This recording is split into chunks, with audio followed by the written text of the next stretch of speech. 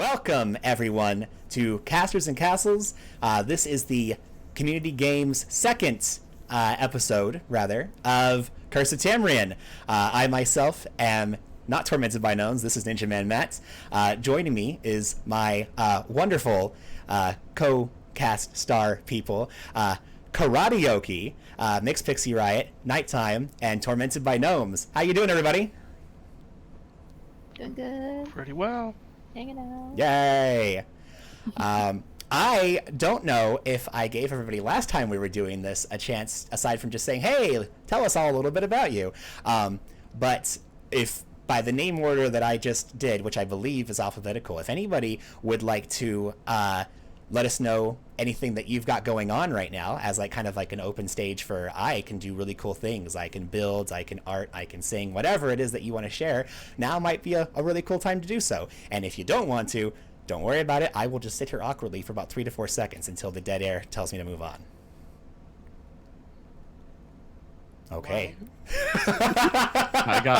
I really don't have anything going on these days. I'm just kind of here. No, it's nothing. Absolutely not. Join Pixie Riot Sticker Club. Yes! True. Check out nighttime streams. True, I do be streaming. Hit 25 members today. That's like a new high. It's very exciting. Yeah. I am working on a really cool glittery magic lantern for next month's sticker, so I'm excited about that one. Magic I lanterns. love doing glitter stickers. They're my favorite. So tonight, during Curse of Tamreon, we are going to be exploring the southern region of the unending ocean. There is a displaced continent known as Tamreon. The mountainous lands of rainforests, grasslands, and deserts hide ancient ruins and dark secrets within the mist, literally. Tamreon is changing. The land and the sea have become dismal and tumultuous. The flora and fauna have become foul and hostile, and a sinister force is warping Tamreon into something horrifying and unnatural, and only through the combined efforts of a community of adventurers can this malevolent entity be stopped.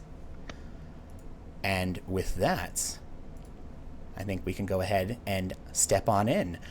Right now, we find ourselves on the Doswaran River, making the way south towards the Cyloupequan Mountains, which are, I suppose, de facto leader, but more so just grumpy old T-Witch that kind of pulled everyone together, has informed the party that he believes that is where they must lead in order to stop this dreadful and terrible mist. Joining Camellia, we have Maron, the telepathic Twilight Cleric. We have Chapachi, or Chi, which is our half-draconic, half-owlin monk, who is also the leader of one of the most raucous and merciful gangs on the northern side of Strigair. And joining them as well is Kyle, a dashing and rather magical swordswoman who is just as famous for her quick wit as she is for her ravishing interactions with people of the gentler persuasion. And with them is a dude that's been kind of a dick, is Berignan Drake, is the riverboat driver who somewhat extorted them on their way into the mist. With good cause. He's made it clear that he's very likely putting his life on the line by escorting them out here, since there are dangerous creatures. There are fish people that are leaving the lake and the rivers at night to capture people and bring them down into the depths. And there is some large predatory monster that is roaming along the shoreline of the large river that they're going to be moving down. But unfortunately, there was some horrible cursey persuasion as the mist temporarily broke through the settlement of Botamel and destroyed a couple of the party's key items, as well as the entire it was a coffer, right? A silver coffer. It was worth 500 gold. Out from Camellia's robe of useful items, they pulled out a silver coffer worth 500 gold, and it just dissipated into rust before their very eyes. However, Drake had already made a deal with the party to take them downriver, and as such is going to abide by that agreement. However, it has been made known that unless they want to suffer the wrath of his indignant speech, they will have to pay him 1 gold a day to avoid having to have him overshare about what goes on along the river. And at this point, it's been about an hour or so. You're looking at it being about 1, 2 o'clock-ish in the afternoon. The sun is still high in the sky, and it is sweltering. You are in the midst of summer, and it is all you can do, those of you especially wearing heavier armors, to avoid the biting gnats and that uncomfortable sweat that just clings to your body in this humidity. Currently, you are making your way down the river. Your goal is to head to Mythwater. It is a large city towards the south of the territories of Tellus, and it is there that Duriana Fleetdream was said to have gone with her adventuring group, Tamreon's Titans, in order to assist the people that were under siege by these weird fish folk. And through Camillia's magics, we're able to look through the teapot filled with clam juice, and discover that it appears as though she has been captured and is currently being transformed by some malevolent force. So like I was saying, if you end up making your way a little bit off the beaten path, it is said that there are multitudes of treasures that are hidden in and around this place. It was said that Uzel's Iron Empire was at one point in control of this entire region. And he's been talking pretty much nonstop for about the last Whose hour. empire? Oh, right, the name. Yeah, he's not around anymore, so not a very big deal, I don't think. Wouldn't you say? To be sure. Just because they cannot stand here does not mean their shadows cannot reach us, Riverman. They're always with us. Wow. I thought we were paying him to just, like... Talks a lot for someone who's being paid to be quiet. Have you given me the gold yet? Oh, please. 1, 2, 3. There's 4 of you, and he holds his hands out. One hand out rather. The other one's on the helm, as it were. Yeah, Kai will hold out a gold and hand it over and say, "This is an investment well worth it." He tips his non-existent hat at you and looks to the rest of you to pay him for his silence, as it were. Plonk. Yeah, one coin will just plonk is the float sound of over me while I'm paying. not looking at him. I hate this guy. Geppetto will kind of like look at her rings. You could definitely tell she's debating putting 4 like gold rings on one hand and punching him in the face with it. She's debating really hard about it. She really wants to. She doesn't want to give him any gold, but she also understands that nobody else also doesn't want him to talk, so she will hand him a gold piece, but begrudgingly. And he deftly snatches it out of your hand, pockets the 4 golds, and just goes back to very silently manning the boat.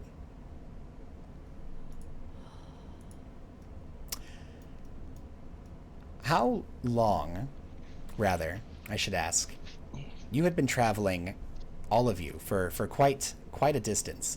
I don't believe any of you are, aside from Kyle, who is suffering from a bit of exhaustion from their harrowing experience along the Maw of Tamreon. They had terrible dreams that were reminding them of the guilt from their, not horrible, but definitely very dangerous past.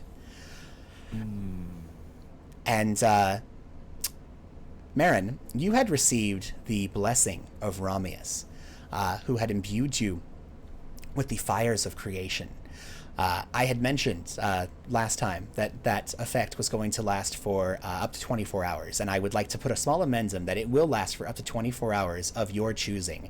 However, if after 24 hours you do not activate the effect that has been placed on you, specifically known as, once the DM finds it, the Bells of Phlegethon, Ramius will then enact the dispersal of this continuous fire of their own accord the next time that they find it appropriate, possibly on your next encounter. Cool. So you basically have flame agency for a day, and then after that, the flame will do what the flame will do. Right. I can set it off at some point, or if it doesn't go off on purpose, it will go off. Exactly. mid-fight. It will go off at some point, and Right. you may not have control Slight. of what it does when it does.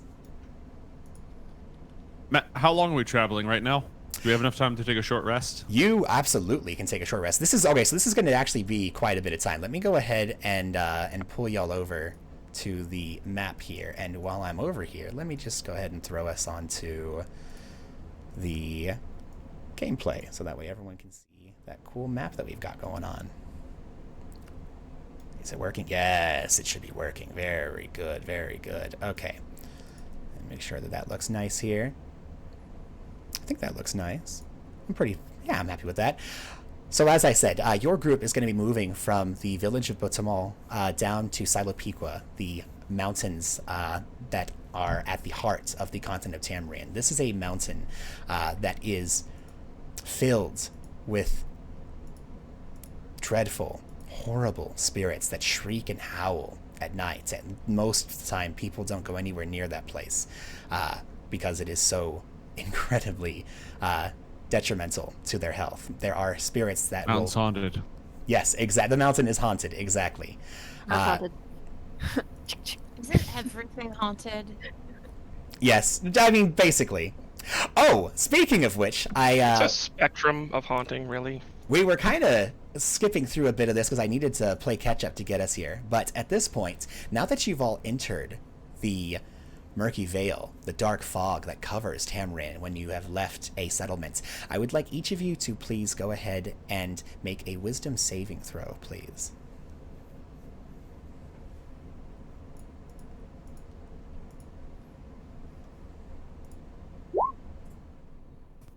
I got a 20, a dirty 20. A dirty 20. Very good, very good. How about the rest of you? 24. 25. I got a whole 6. Ooh, so- okay. Well, it sounded really good right up until it Oh, didn't. no, wait. I have to roll that with disadvantage, so that's an 11. Oh, because of your exhaustion. Exhaustion doesn't apply to saves, does it? One No, level yeah, of it's- no, exhaustion yeah, it's only just, applies to ability checks. Exactly. So that's a flat roll, so we take the first of the two. Yes, yes, yes. Very good, very good. Okay. So, Dodged. just to clarify for everyone, when you are in the Murky Veil, it creates light obscurity during the daytime and heavy obscurity at night. Only magical light is able to pierce the obscurement created by the dark fog. And for those of you who did not roll a 6, everybody is able to hear the very light and distracting concordance of whispers that is just piercing at the edge of your hearing and your psyche, but does nothing to, aside from being a bit annoying every now and then. You kind of treat it like the buzzing of the flies within the jungle itself and are able to tune it out. Japachi, you're having a very difficult time doing so.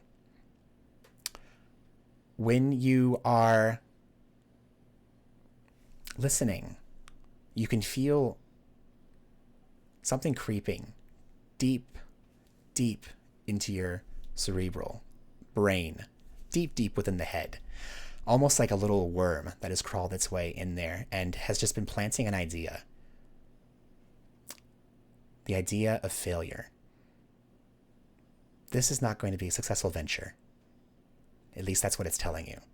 And though you take a lot of your willpower, since you are a very trained pugilist who has worked both your mind and body and forged it into both weapon and fortress, it is starting to chink away a little bit. Nothing mechanically has affected you as of yet, but you can definitely feel the veneer of your strength eroding away. By the way, does anybody have an animal of any kind with them? A beast or a companion, perhaps, that they did not... Totally innocent question. Yeah, just wondering. It's not a big deal or anything. No. Okay. No. Very Unless good. I count as an animal. No. You are a person. You are definitely a person. Let me see here. Am I missing something? No, I think we're good. Also, wanted to remind everybody, we have. I'm gonna give you one more, Aaron, because you definitely went out of your way to dye your hair and get your makeup ready for today's show. So everybody except for Joe is going to be getting granted an inspiration. So now you should have 2 inspiration for both of our different days of cosplay, and anything else, of course, that chat had granted you during the previous session, and anything that arises during this one. Question real quick. Yes. Are we supposed to keep up with the inspirations that we get in chat? I don't know if we've ever talked about that. So here's the funny thing. I was going to collect all of that at the end of our last session. I didn't know how to, and now it's all gone. So I do not know what was owed. I know that I had one that I didn't get to use, unfortunately. But I think that going forward, as soon as they are in the queue, either myself or Gnomes, I would like to have us redeem them, and then you add it to your character sheet. So when we know that it comes in, let's try to be on top of it so we don't lose it. Mate, would you mind assisting me with that? Can do. So we temporarily deployed our Streamloots cards so that we could sneak our way up to affiliate status. Thank you, Mama Shimada. Mama Shimada played 4 inspiration cards, 1 for each of the player characters. Ooh. So add 1 inspiration to each of you and me, and not you, Matt. Yep, that's fine. Understandable. And then everyone who dressed up, which is everyone except me and Matt, gets 1 inspiration. So add that to your character sheet. Oh yeah, I could dress up. I didn't even think of that. Yeah, you could totally dress up. Oh. And then I have disadvantage and inspiration from chat just now. Good. Okay. Get you one of those Spirit Halloween official Dungeon Master costumes. I own Right, it. with the big hood. Put on my Robin But I can't wear that because I'm not DMing. That'd be blasphemy. So at this point, and I wish actually, I'll need to work on that. I need to make sure that I get a cool little token that I can put on the board here when we're doing stuff. Mate, if I can get your hand with that at some point, that would be lovely. But you are going to be making your way down this river, and then over here, deeper within the continent in order to arrive at Mythwater. Now, there is a river, actually I just realized right here, that goes directly to it. So you'll be able to stay on the river the whole time as you are pushing through. However, it does get very thick as you make your way through this collection of rather large forested jungle. It is going to take you quite a bit of time to move through. Since this is a very large river, each one of these squares takes about 8 hours of travel. Now, yes? While we were on the way, noticing the fatigue of my compatriot, after completing a short rest, just dipping my feet in the water and admiring the local scenery, I'd like to produce my teapot and several saucers and a little tray and go through a whole tea ceremony and invite my compatriots to partake. There was no tea in the teapot when I began, but by the time that I'm done with the ceremony, there's a piping hot pot of tea available. And I'd especially like to offer it to Kale with a kind, if slightly cross-eyed and bedraggled smile, because this is my tea ceremony ability.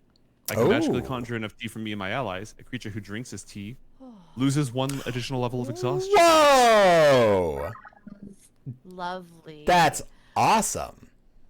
Just like real tea. Kyle, like in the first moment, is like has this flash of, oh my god, it is too hot for tea. But then it's like, no, I'm making new friends. This is good. These are my companions for this journey, and so she will gratefully accept it, and be very glad that she did. This is quite it is lovely tea. What tea cannot cure, there is no cure for. And also, it is perfect for both cold and hot weather, because in cold weather, it will warm you from the inside out, and in hot weather, It will convince your skin to release the burden of heat being imposed upon it and enable you to cool faster. So it will help me sweat it out, as they say. Exactly, precisely. And now I shall elaborate for the next hour upon the various benefits of the different strains that are available. Someday I will tell you He does about so. someone I know who does that regularly. If you mention tea, you are in for 2 hours. Anyways, that is it. Did I notice any deleterious effects impacting chi at all from failing Make that saving throw? An We insight resolve check. that? Make an insight check. Can do. I will say during it, she was probably just kind of sitting there, like not really like responding or anything like that. Like she'll look around every once in a while, and you'll see like she's ruffling her feathers a lot, and she has like her mouth open because, fun fact, birds can't sweat, so she is hot and she can't really cool down. Dirty 20. Oh, and real quick, I'm going to resolve that in just a moment, mate. What I did want to also remind everyone is that aside from the temporary steam loots and, of course, the always acts of God that are going on, we have pulls from the Taroka deck, both the common and high deck, that you are able to spend your hard-won sand on. It is, if you select from the common deck, you are going to be either telling me which player or NPC that the common deck is being applied to. Please know that those are specifically for attacks. And if you do not specify, then I'm going to pick who is going to be receiving the benefit of the draw. Additionally, you can spend your sand on the Taroka High deck. Now, again, remember, this is a woe against the party. So this is not a very, very good boon. This is a very, very bad bane that will be affecting them in one way or another. And those are going to be limited. You'll only be able to purchase one of those per person and only at a max of 4. Whereas the Taroka draw for the common deck is going to be similar to Inspiration and Disadvantage. I don't think I missed anything else there. So, okay.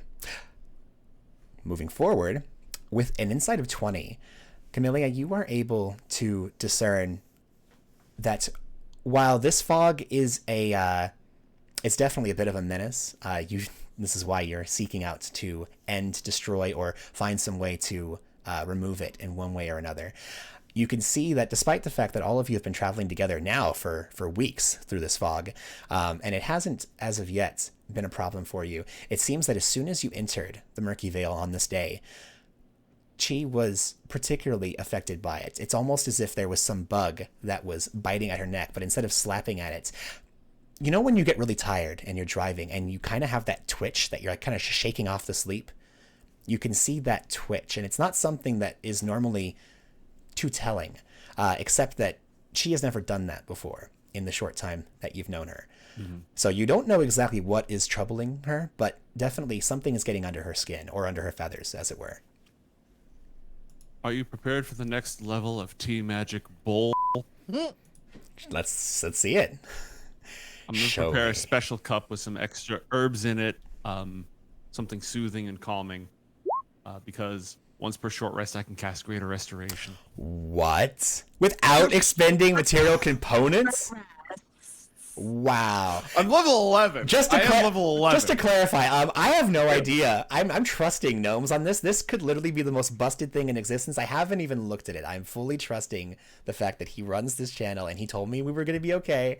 And if things get silly, I might tell him I need to see it. But no, this is fine. This is fine. Cool. That's going to save me a lot of diamonds. I am a support. My whole character, I do 2 things well: support and curse the out of people. That's all I'm good at. I can't fight worth crap. I can't deal damage worth crap, but I can support and I can curse. I no longer feel bad about what I'm going to do to you later. Fortunately, I'm pretty good in the damage area with the sword. Now, let me ask you, aside from everyone taking part in this very lovely tea ceremony with these numerous and magical, glorious teas, is anybody keeping an eye on your surroundings? Specifically and actively. Everyone has their passive perception going at all times. Not me. But One of us is never not. I kind of assumed that was going to be your response, Marin. Yeah. Kyla's not paying much attention. She's like, even now that the exhaustion's passed, she's just kind of languishing in the heat a little bit, like, sort of like leaning back, just barely reining in the urge to like trail her fingers in the water because she is worried she'll lose them if she does that. Yeah. Yes, actually, good point there. Cornelia, when you were dipping your feet in the water, kind of enjoying it, you were able to do that for about 2 or 3 minutes, and then eventually, you got that very light nibbling when fish come and like investigate, but then you realize that these fish, even though they weren't like carnivorous fish, just these little minnows, rockfish, whatever it was that was, normally foodstuffs that was just kind of nibbling at you, started biting at you. Not enough to do any damage because you very quickly pulled your feet out of the water when you realized. And it's at that point that Drake was trying to get your attention, but he has now been under the 4 gold that you've paid, sworn to an oath of silence for the day. And he kind of gives you those like, that's a bad idea kind of eyes. I'll go ahead and pull them back in, remove a weird 3-eyed piranha from my shin. I didn't even feel. I'm just like, ah! And along these lines of people looking very not happy with being on the bayou here, what's your particular world's physics on where the ground is for a tiny hut? Could you Can be you a little cast it more on a boat? specific? Yes. Can you cast yes, it on a boat? You can cast it on a boat. Yes. Right. So seeing everybody just hating the heat, Marin's going to be spending 11 minutes during this tea ceremony and just ritual casting a tiny hut that will Okay. then expand and basically cover the boat and be like, what temperature do you want it? When it's done is what all I'm going to say. Like, what temperature do you want it? And just so that way everyone kind of is aware, we have more cool art for the boats. Let me see if I can make this appear correctly for everyone. Show. Ooh. Is it properly showing? So that way, can I... Yeah. Let me Yeah, go I can ahead see it. and I'm going to change it so that way now others can see as well. Let's go to gameplay. Here we go. And I don't know how to make it any bigger than that, unfortunately, is the thing. Click it. I don't know if that works. Let me see here. Click the magnifying glass at the top right, and then click the plus sign a lot. We can each do that individually, but if you do that, the stream will see it. Okay. Oh, okay. Here we go. Yes. That should do it. That should work. Okay. That's a cool boat. Can I... Like that. Is that going to make it bigger now? Can everyone see it bigger? I don't know if it's actually showing it bigger. Anyways, it looks big enough to me, but this was again made by our very own Echofoot, and it is a pretty chill boat. Now, what I did want to ask is, considering you're probably going to be in the main deck under the canopy, when you set up this this globe of this hut, Dome of force. yes, does it need to have an entire unobstructed area for it to be summoned into existence, or does it Can fit you drop around? it in chat? As far as I know, it should be fine. It just puts up a dome of force. It doesn't. Let me double check, but I don't think it says, like, by the way, if there's a rod going through this, it's going to blow it up.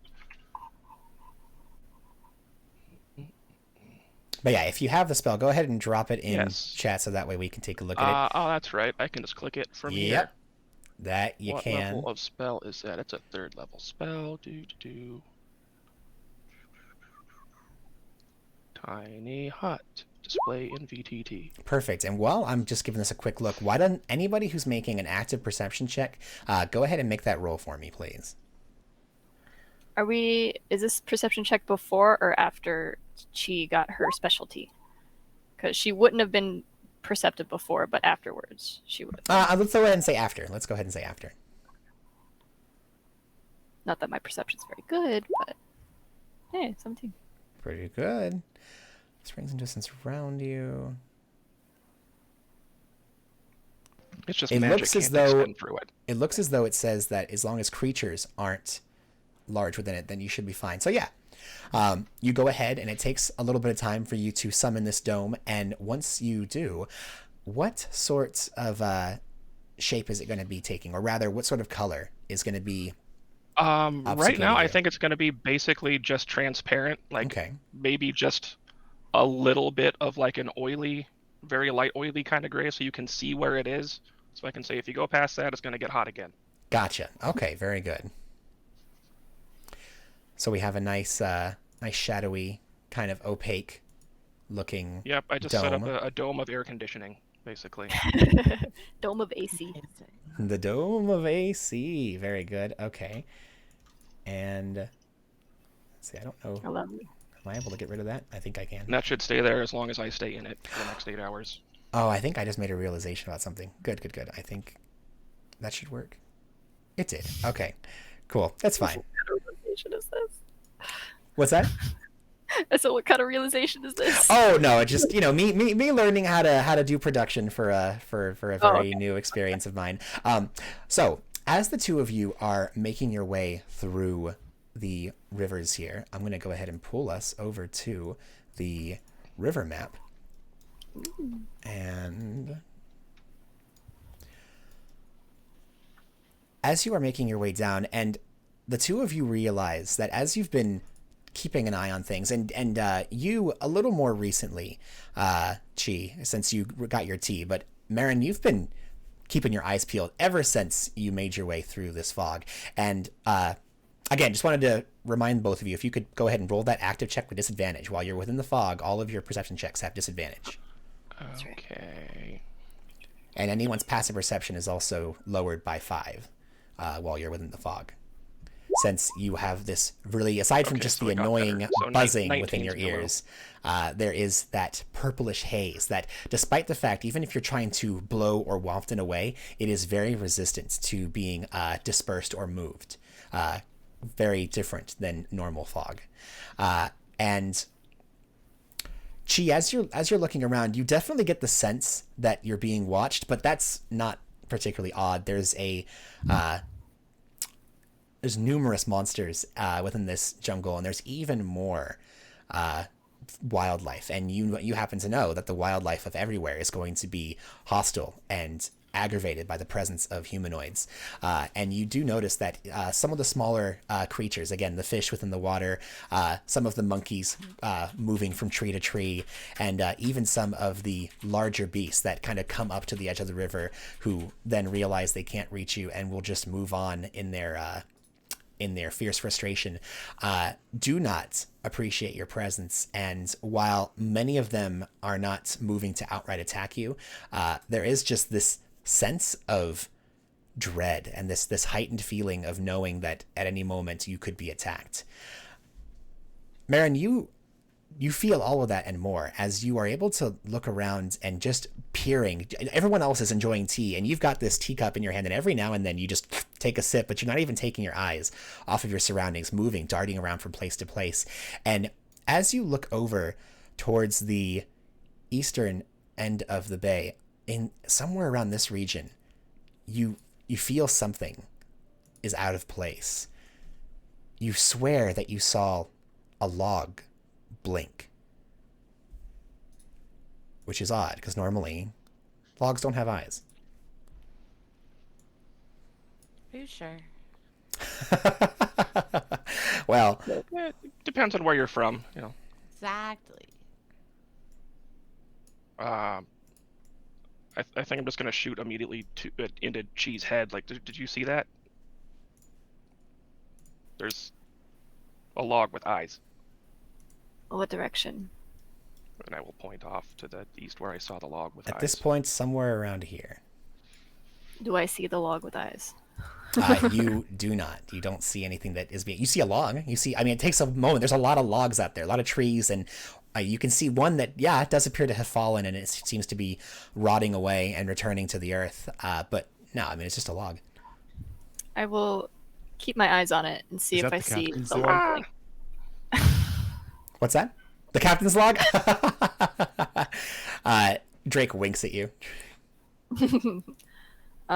She will say, I do not see anything, but I will watch for us. She will watch in that direction. And Yeah, I still don't feel like saying anything out loud, but I'm just like shotgunning this to everybody but Drake, because fuck him. There's a log over there with eyes. you're doing it with your telepathy? Yeah, Okay. I can like kind of shotgun blast them off, but I can only have one person speaking back at a time. Yeah. Okay. So the party is made aware that Marin sees a log with eyes, but so far Chi is unable to see the eyes coming out of the log. That is, at this point, pretty much as you just keep moving your way down the river, due east of you, probably about 40 or 50 feet away from your group. I summon my yarn golem. A yarn golem? You what? I summon my yarn golem. Are you dicking with me, or is this a thing that you're doing? I am 100% serious. Okay. Hearing that there's a log with eyes, I reach into my bag. I use my action to summon my yarn golem. Okay. Do I become I a T-Witch in real life? Right? I want a yarn ball. just a moment. I can be completely honest in that I did not realize I was going to have to prep such a thing, so I didn't. And so what I'm going to do instead... I'll take care of its stats and stuff. Don't worry about it. It is a tiny construct. A tiny one, you say? Okay. Yarn? It is a tiny construct. Yes. Is he like the little voodoo doll? Like you can hold him in your hand? It's like a couple of different balls, skeins of yarn, all stuck together with buttons for eyes and Little Big Planet. knitting needles sticking out of its head like antennas. You have no idea how much I want this. Like, for real. Like an actual Little Big It's Planet sample. IRL. I have knit and pearl tattooed across my knuckles. And like a big, a huge like ball of yarn with knitting needles tattooed on my arms. So like, I want this in real life so much. Oh my gosh. And where are you summoning this this golem made of yarn? On my shoulder. On your shoulder. Okay. My shoulder. Yeah. Very good. Okay. So this this little golem made out of yarn just like apparates and crawls up the side of your jacket and then just rests, just plop, just sits down, kind of looking around. Kicking its feet. Yep. Little stringleys hanging off the ends. Exactly. A couple of pins stuck in at odd angles. Blah. Can it speak? No. Does it understand a language? It does. No, it has no languages. It does what I tell it to do. Okay. You can Aaron see was going to try to reach out and be like, "What's your name?" And if it understands any languages, then it could actually telepathically speak back to me. But For languages, it has a dash, and for intelligence, it has 1. all right, you can so see I'll that reach as it out just and just get nothing. Like, oh dang, yeah, thought I it had a just friend. sits there kicking its legs, and just you can see blah, blah, blah, blah. Yeah. And what does this yarn golem that you've now summoned into existence do? For now, nothing. Oh, very But good. it's my familiar. It's my familiar, and it's here now. Okay, I very can good. cast Find Familiar as a action. So that's basically what I just did. Just And golem. mate, this is somewhat interesting. Does it have any kind of special senses? It has passive perception 10. It has passive perception 5 while within the murky veil. It has passive perception 5. Okay, but no dark vision, no blind sense or anything like that. Correct. Okay, very good. Cool. And when you summon this yarn golem, Drake like looks intrigued. He absolutely, instead of taking his eyes focusing on the river, he kind of looks over and looks like very, very surprised by you just summoning this little doll from what it appears. And he kind of moves away from the helm a bit and just kind of goes and gives it one of those like, he's not talking. Oh, actually, no, he didn't pay him a gold. So he's like, "Hey, you little cutie, what are you doing here?" Let's get down to brass tacks. The How much golem does it go? turns, meh, just continues sitting on your shoulder. Not much for words. Oh, wait, sorry. And he just goes back to man in the helm. At this point, you're able to continue your way down the river, and Marin, make one more check for me if you wouldn't mind. Can I give assistance since I'm also watching in the area, so that Mary 19. can have a flat roll instead. Yeah, certainly. Then that's Yeah. 20.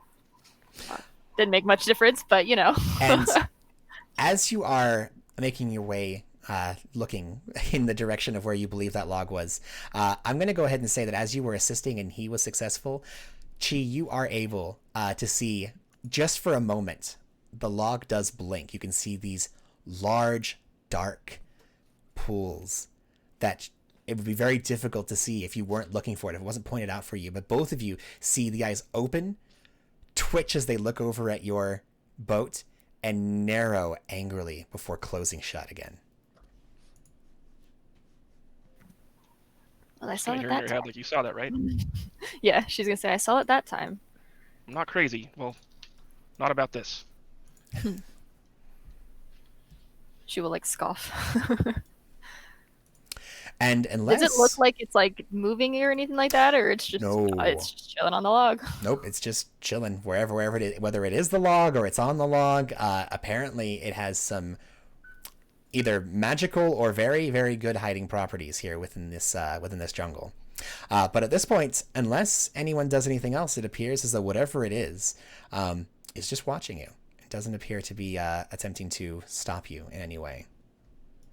Yeah, if it doesn't look like it's gonna move towards us or be any kind of hindrance, then she's just not gonna say anything about it. You know what I mean? Watch it, make sure, but. And yeah, I'll just still shoot off another message to Camellia. Like, we just saw it again. Should we tell Drake, or we leave him driving the boat?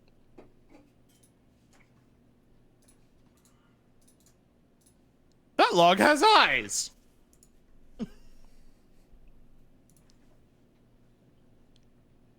are all of you looking in the direction of the log? Kyla is now. She was not paying any attention at all, but that got her attention. And as you all are, as you begin moving away, your boat moves about 60, 80, 100, right when you're about 120 or so feet away, as the fog begins deepening and it makes it more difficult, as that light obscurement makes it difficult to see, there is a rumbling and the log seems to explode as its form it bloats, gets large. You can see this enormous looking silhouette that it almost looks as though if someone was like kind of compressing themselves to like fit inside of like a trunk, and then when they get out they're this really large imposing figure. This thing that had been squishing down to make itself look like a log, you can see unfolds and is enormous, and you can see this silhouette just dash on all fours into the jungle. And you can hear it. Wacky waving inflatable arm flailing tube, man. And you can hear it a fair distance off, but it's following your boat down the river. And unless you'd like to do anything, investigate, or make any kind of other preparations, you are sitting relatively safely inside of your dome. And would anybody like to do anything in the time it takes you to arrive at the next settlement? I would like to use my Grand Hex Cauldron to brew some potions. Brewing some potions? Yes, I brew 4 potions of minor cure and 1 potion of gaseous form. They will lose all their powers in 24 hours, if not consumed. And I'm sorry, can you put them in chat? That was gaseous form and what else? Healing X4, gaseous form X1. Oh, very nice. Very good. Okay. Very, very good. And they'll last for the next little while. Okay, very good. I only have 5 points actually, so I'm just gonna brew 5 healing potions instead. 5 healing I potions. thought I had 7 points. I only have okay. 5 points. Gotcha. Okay, perfect. Alrighty. And does anybody else do anything different? At this point, it's going to take you the remainder of the day in order to push your way to the next settlements. These are spaced out to where within about a day or so travel, you might have to push on every now and then. But Drake had assured you that he's able to get you somewhere with walls by nightfall of each time during your trip. Again, you might need to give up a bit of sleep during the day to get there, but he can go ahead and make that happen. So unless anybody would like to do any kind of a pit stop, do some sightseeing, or otherwise delay this trip, you are going to be arriving as it gets dark at the next settlement along the river. She will ask Drake if the log thing is something normal he sees. And she will look at him and she will say, I can take my gold back if you need that to answer. No. I mean, you're giving me permission, so that's quite fine. You know, a log with eyes. I've not heard of such a thing, I'm gonna be honest. But there's a lot of weird stuff in this jungle. I would honestly not be surprised. And Drake had no idea that thing was there because no one told him, so he has no idea what you're talking about. He didn't see the silhouette. Didn't Camellia said it out loud, right? Yes, I pointed. Yeah, Camellia said it out loud. Oh, the log has eyes. Very good. Never mind. Then he saw the large shape and he looked troubled right up until you told him he could talk. Wow. Okay. That might be the large predator that is said to be stalking this river at the moment. That was I didn't even see it. Wow. And you were able to spot that. Eyes, you say. Ooh, interesting, to be sure.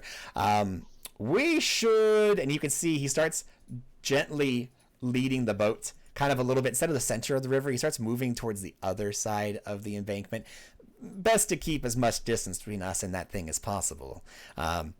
You lot, keep your eyes on this side of the bank just in case there's more of them. Hopefully it's just the one, but you can never be too careful. If so, alligator fish, that's what I heard. We'll need to be keeping watch on the water, which is difficult, but we don't want to be surprised from below. This is a rather nice barrier, though, and he kind of goes to tap on the force shield protecting you all. Rather nice. Temperature controlled. I like it. This is good. I should travel with magic users more often. Technically, if he wasn't in the hut when it was cast, he can't have walked into it. Oh, did you not cast it around him as well? That's what I was debating. How long is the boat? Because if from in the middle it would get him, then probably yes. The boat is about 10, 15 feet wide and about 20, 25 feet long.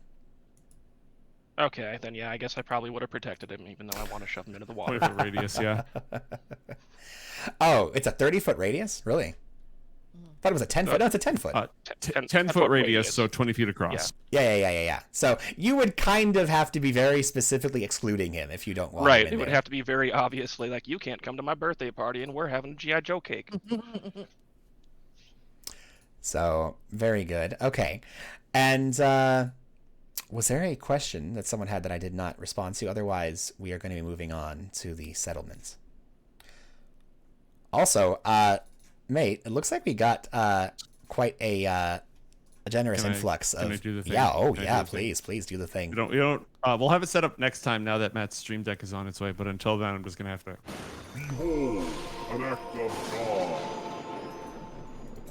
Dang. Gentle wind. One side heals 2d4 plus 2. You want to hold on to that? This is a gift of Zephyrus, one of the four winds. Yeah, can you either drop that in the doc we have, or just send it to me? Yeah, I'll ping you, my guy. You want me to pull the 20 now as well? Yeah. Might as well. Cool. Sending it. Let's do it. Behold, an act of Like I said, next week we'll have this, but I'm gonna make Matt record the sound effects instead. We're not even gonna put any special effects on it. Oh no. Unseelie Fae Redcaps. Oh, interesting. Oh, this is good. Okay. So usually for this, like with Eye of the Academy, I just roll like 1d6 plus 1, and that many redcaps show up and just try to, ruin your day. So yeah, no. But you're the DM, my guy. No, I'm here one for it. bane and one boon. Because I assume that the Titans would be on our side since we're fighting against the forces of gribbliness. No, wait, what? The first one I consider a boon. The Titan can give that 2d4+2 to whichever side they want to favor. But given that we're fighting on the side of the Titans are definitely helping you for sure. Yeah, no, that is a boon. However, this will be a bane. Redcaps are very rarely here to help. So at this point, let me make sure this actually is working well. I'm going to go ahead and draw from the high deck then, and I think. Oh yeah, well, everyone got to see it last time, so this is not going to be anything new. But we have. Ooh, the horseman. Let's go ahead and reference. What does the horseman do? Do. The Ah, illustrations in this deck are so beautiful. I love them. Ooh, okay. Give me just a moment to take a look at this.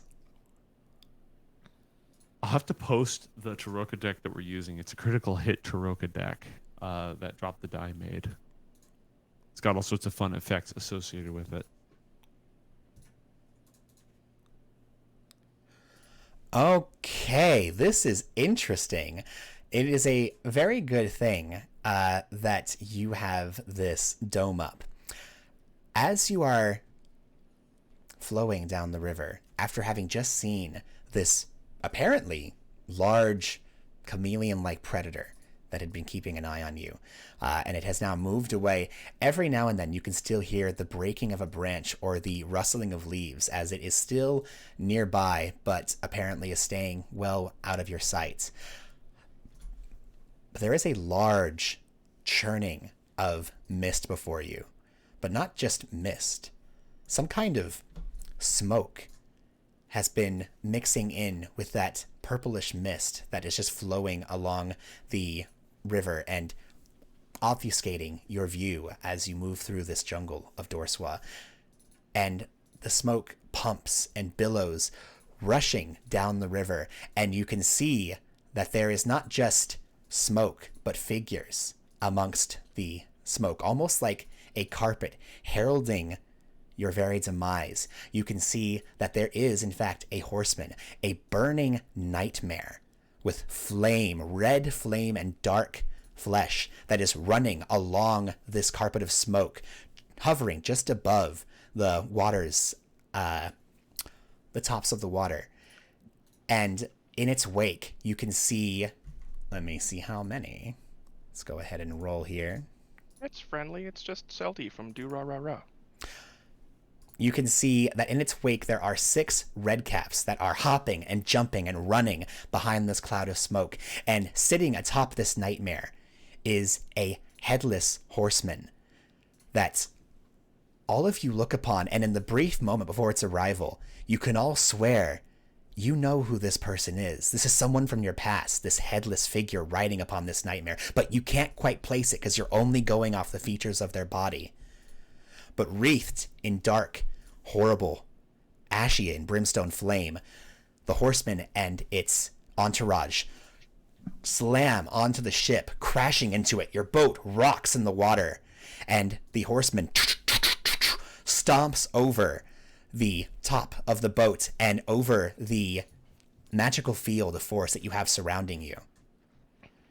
And you realize that had this bubble of force not been placed in the way, you would have all been trampled by this horrid visage that has appeared before you. And as it moves across the boat and over the protective field, the nightmare explodes, no longer present here, but a conflagration of fire moves out and the boat begins catching fire. And in the wake, the 6 redcaps are now stomping and pounding. Some of them are actually up on top of the barrier, stomping their large iron shoes. The others taking their large blood-red scythes and slashing into the boat. They are doing everything they can to impede and stop your progress. And now, let me go ahead and add some redcaps, which I wasn't expecting redcaps. I'm going to tell you right now, I should have expected redcaps. But oh no. Oh no. Is that not a monster in the monster manual? Oh no. Hey, if you give me temporary DM access, I can slam them on there for you. Yeah, how do I do that, my dude? So if you go out to, because they're in the compendium, but you have to like own different stuff. Yeah. if you go to the launch page for Roll20 and then Okay. promote me to co-DM, Okay. you can open a separate window. That way you don't have to Yeah, close yeah. this window. Okay, opening up and Yeah. looking. Don't launch it, but like click the yeah. page, and then in the right-hand side where you've got all the users. Yep. Promote Here we me to go. co-GM. There we go. Boom. Promote. Done. You are now promoted. Okay. I'm gonna F5 this. Not look at anything. Please excuse us while we temporarily search through our lexicon to summon Redcaps to yet another Castles and Castle show. You don't need a nightmare, right? No. That The nightmare situation's resolved. No, the Nightmare nightmare. boom. The nightmare resolved. The nightmare would have been extremely and terribly damaging had the spell not been brought forth to And then save you. how many red caps? 6. Total is 6. Please and thank you. Well, you know what? I'll give you one, and you can just Copy clone it. Yep, I can do that. Duplicate. There, red cap deployed. Returning to player mode. Thank you kindly. So, question for real no reason. If I say, punch through the dome, and I can pull my hand back in, right? Magic can't extend through the dome. That's the restriction. Yeah, physical things can't, so you can reach through it. We could literally sit in here with crossbows and take them out if we were going to be, like that. But that's probably not how it's going to go down. Are we rolling for initiative? Yes, please go ahead and roll for initiative. Let me add the tracker real quick. This is the first time I've DM combat on this show. Oh my goodness. You still have advantage because I didn't move it to anybody else, Ember. Perf. And I'm going to go ahead and move you all here to where you'll be under this dome. Let me go ahead and it's And we are probably all important. way on we're doing great on our initiative so far. Oh, question. Do we have a disadvantage on our initiative check?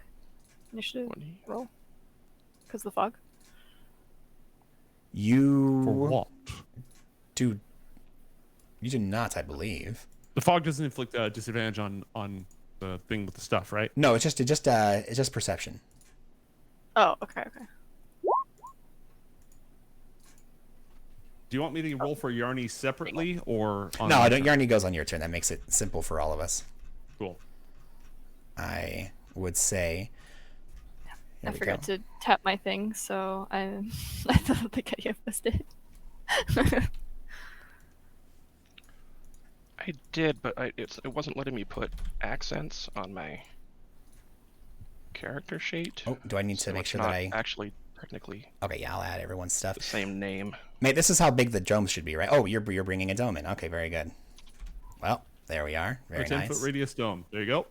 Switching back to player mode. Excellent. Oh yeah, you'd have to really work hard to not do that. So we'll just go ahead and we'll put it here at the back. So we're gonna have a few of them here at the front, and then a few of them. They're not inside it, but they're standing atop it, and are kicking and scraping and pounding into you. Now, hopefully I should have. There we go. Aha, character sheet. Lovely. Ooh. Very nice. You'll need to manually add Marin. Yes. Yeah, it was a 7. The entire rest of the party. For Yeah, some yeah, reason, it wasn't letting me type in accents, and it's been happening when we've been doing this, but I can paste them in, so I just fixed my character sheet, so it should actually be linked up properly now, Give me just a second here. All right. theoretically. Add turn. Add turn. Add turn. Add turn. And add turn. Very good. That should do it.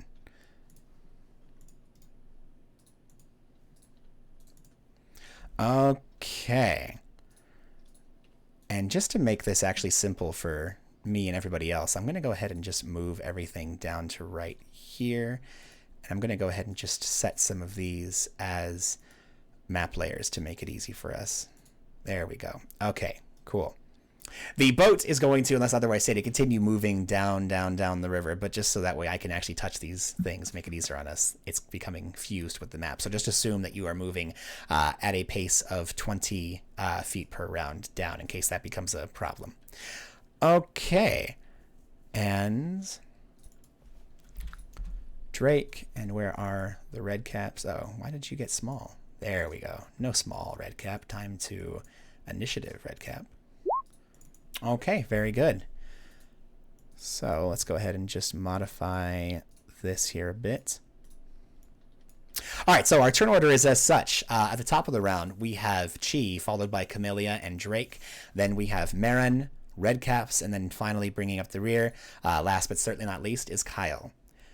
So as the Redcaps are stomping and slashing into the fields, preventing them from attacking you, the others are smashing, banging, and helping spread the fire that is clinging to the outside of the boat. Now, thankfully, your barrier is keeping the bulk of it, at least mostly protected, but the fore and aft of the vessel, as well as some of the side rigging, is getting lit upon with the flames. What would you like to do? Well, I have to remember I have a 1d8. Okay. Sorry, I had this written down, I think, on my other one, but I don't think I remembered to write it down on here. Okay. Well, since we're still in the dome, I'm going to use the safety of the dome for now. Is the one in front of me actually in front of me, or is it above me? They are... This one is actually in front of you. The ones that are on the dome are above you. The ones that are in front of you are in front of you. Okay. I will Fire. do my first attack. I will attack. Yes. I'm going to use Flurry of Blows as well, because get off my boat. Nice. Get it. Okay.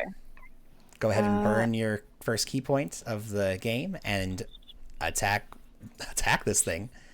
Okay, so before I burn it, I can attack twice, and then use Flurry of Blows to attack again.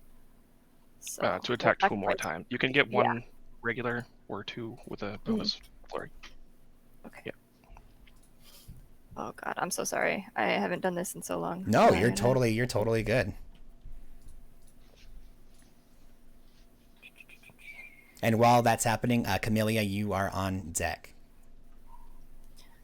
Okay. So I know you roll d4 and place a normal damage. Okay. I'm trying to figure out what other I level roll 11 adventurers know that they can't cast through a hut. Trying to figure out Noted. what I roll to hit, because is that my 1d8, or is that's damage, right? The 1d8 is damage. Yes, to hit is always 1d20. 1d20. Oh, right. So you should be able to click your unarmed strike, and depending on how you have it set up, it may roll attack and damage at the same time, or you might have to roll attack and once it hits, then roll damage. I was just Unarmed having. strike is not currently on the character sheet. If you give me a moment, I can enter that in. Let's see how much damage your Please. attack is supposed to do. Give me a sec. You're a 1d8. level 11 monk. 1d8. Yeah. Mhm. Cool. Okay. Give me one moment here. And you fight with your dexterity. So I'm just going to martial arts. 5 feet range. 1d8 plus dex. That should do it. Unless there's anything Thank I'm you. missing. You now have a martial arts button in the middle of your character sheet. I got you. Okay. Boom. Okay, first hit. Does 11 hit? I do not believe so. No, 11 I'm going to does not tweak one hit. more thing on your character sheet real fast. Okay, go ahead. Oh yeah, a natural too. continue. Unfortunate. Yeah. As you punch through the barrier, you were assured that it was going to allow you to do so, but you kind of pulled your punch at the last moment, going, "Am I just going to punch into the side of this force wall?" And your punch does sail right through, and you catch the cheek of this redcap. Not enough to deal any meaningful damage, though. Okay. I go again. 19? 19 does hit, and you are going to deal 12 points of bludgeoning damage. Crack right into its face. Just the old 1-2. The old 1-2. Alright, and then Flurry of Blows takes 1 key point, right? Yes, Flurry of Blows does indeed take 1 key point. That's correct. Okay. Boom. We're gonna go again. Perfect. Should be 2 more times, I believe, for this. Yes. An Correct. 18 does hit. 18. Fantastic. 7 Crack. damage. And a 14. Barely you're able to connect. And as you do this barrage, are you just using your feathered fists, or are you moving in headbutts, kicks, anything else as well? Oh yeah, no, she's mostly actually probably using punches and kicks. Like she Nice. probably used the first punch to like kind of like test the dome just to make sure it'd be good, right? Uh-huh. And then after that, hits him with the other one, and then kicks him twice, like with one foot. Perfect. So as you move forward, you snap the first blow that you pulled as kind of a feint, just judging how it was going to work. That grazed him. However, then you bring it in with the left hook, and then you give 2 really quick snap kicks, nearly kicking it off the boat. Only by the weight of its heavy iron shoes was it able to keep its balance. It is looking not just bloodied, but it's very quickly, it no longer wants any part of this fight, you realize, after the assault that you just gave it. Would you like to do anything else? No, I think that was my bonus action, so I'm good. Excellent. All right. Next, we have Camellia with Drake on deck. Camellia, you are surrounded by fire and redcaps, and only through the magic of this dome are you able to stay within the safety of not being burnt and slashed alive. What would you like to do?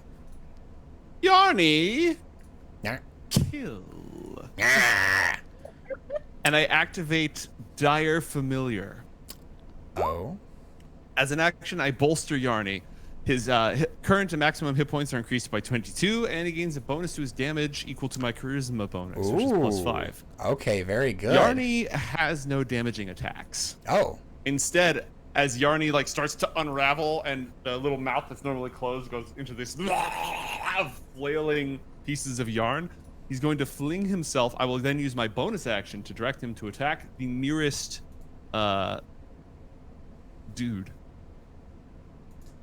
And he attacks with my spell. The nearest red cap. Yeah. That would be the one right above you. Yep. I just toss him up. Yarny attacks at +9, which is my spell attack modifier. Perfect. Dirty 20 to hit. That'll do it. On a hit, the target is restrained. Oh, very good. Okay.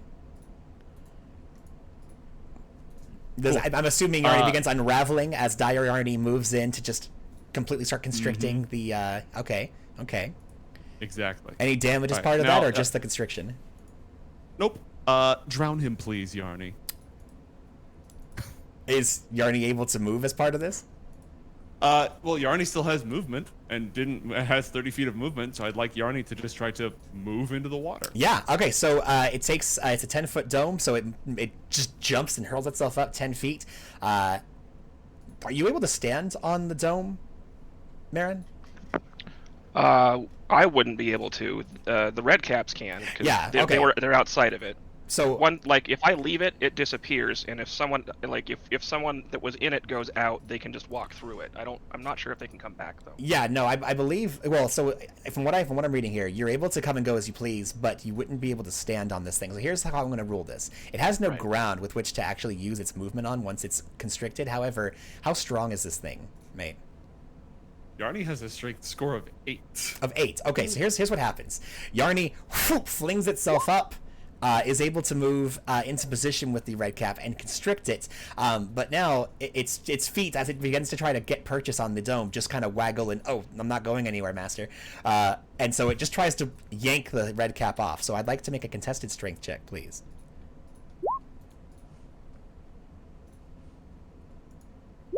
And the red cap should not be rolling with advantage. Rolls a 15. Well, I got a 9, so the restrained stays, but Yarny's mostly just dangling. I know there's... Here we go. Advantage toggle. Thank you.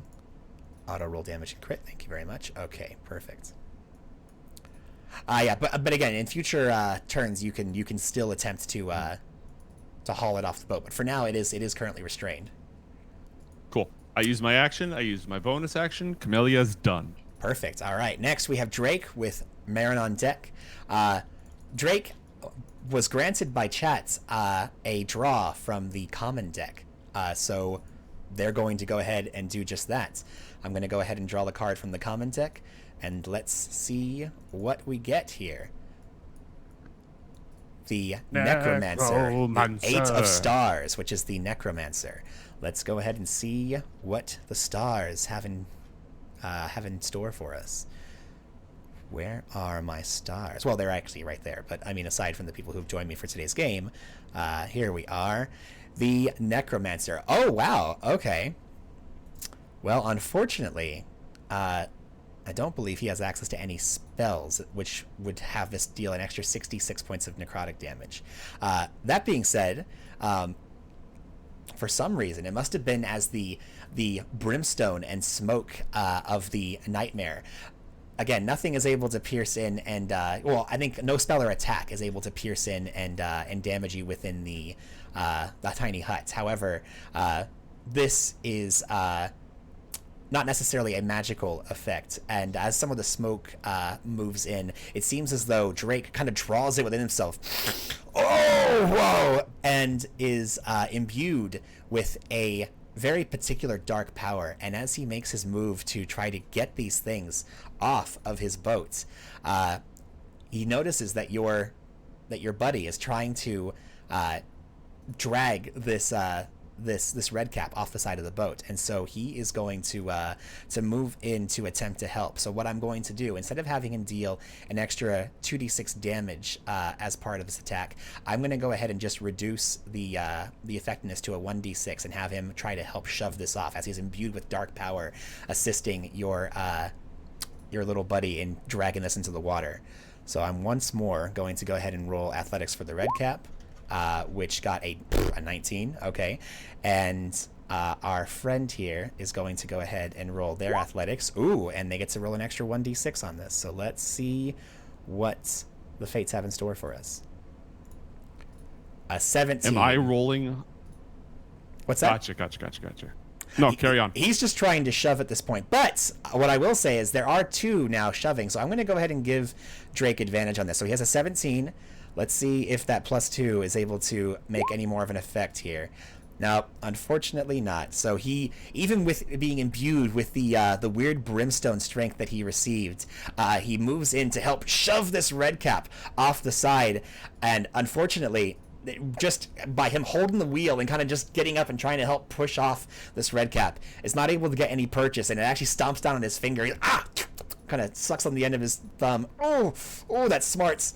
However, he is still going to spend his time continuing to do that. So moving forward, unless someone drags Drake away from this creature, your rolls will be made with advantage, Camellia, to try to attempt to continue to drag this red cap into the water. And that's going to be it for Drake. Moving on now to Marin with all of the red caps on deck. Marin, what do you got up your sleeve? This dude is above, right? Because he's on the dome. Yes, both of these, all three of these so dudes. Can I slide underneath him? Uh-huh. Cool. Then I want to attack the one. I guess oh, never mind. I can't get to the one that Camellia was at. So, I'm still gonna move here and attack the one in front of Kyle. Okay. Just with my mace, which is unusual for me, but I know we have a good advantage with this dome, and I don't want to give that up just yet. Yeah. Where are my attack actions? Warhammer. Oh, that was damage. Roll to hit it. Never mind. Okay.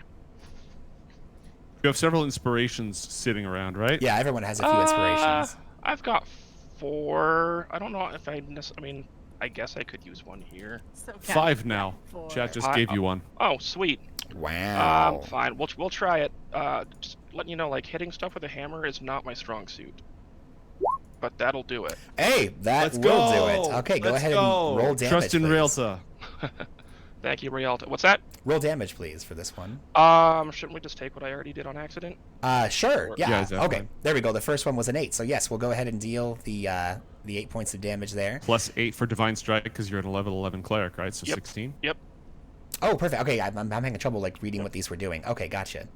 So that's not a total of 24. It's just 16, right? It's a total of 16. Yeah, it was 8 Perfect. from the bludgeoning, and then I do an extra 8 or it was an extra D8, but I guess I rolled good on that. Or rolled I see. well. I see. I Okay. could be rolling evil. I don't know.